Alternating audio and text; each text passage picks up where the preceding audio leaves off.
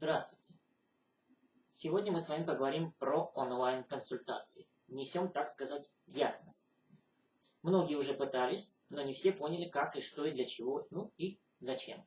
Во-первых, я еще раз напомню, для чего нужна онлайн-консультация. Онлайн-консультация в первую очередь нужна для профилактики возможных проблем. Если у вас уже есть птица, то я бы вам рекомендовал получить онлайн-консультацию, чтобы вы могли выяснить, все ли вы правильно даете, все ли вы правильно делаете в отношении своей птицы. То есть подстраховаться на вероятность будущих проблем.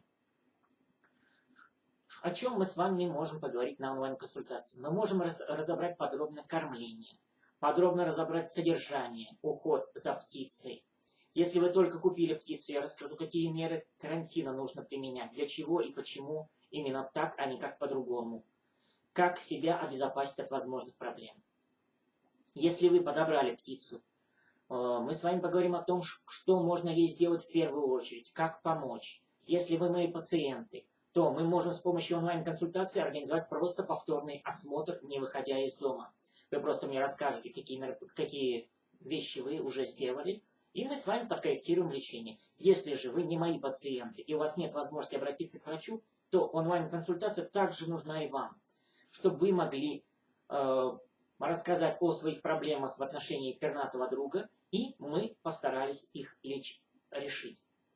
Поэтому онлайн-консультация нужна всем. Теперь, как же ее заказать? В первую очередь вы должны связаться со мной. Свяжитесь со мной любым доступным способом.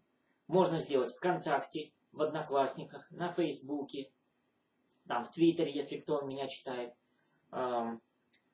Самый лучший вариант – это написать мне на тех форумах, на которых я отвечаю.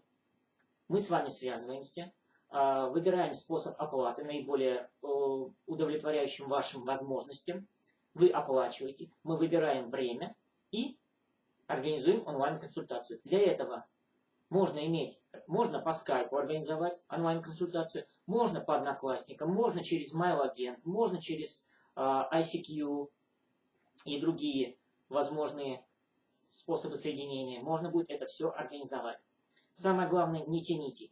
Не доводите до того момента, когда будет очень сложно помочь птице. Самое главное, профилактика. Профилактировать намного дешевле и легче, чем потом лечить проблему. Поэтому заказывайте онлайн-консультацию, связывайтесь со мной, и мы постараемся решить вашу проблему.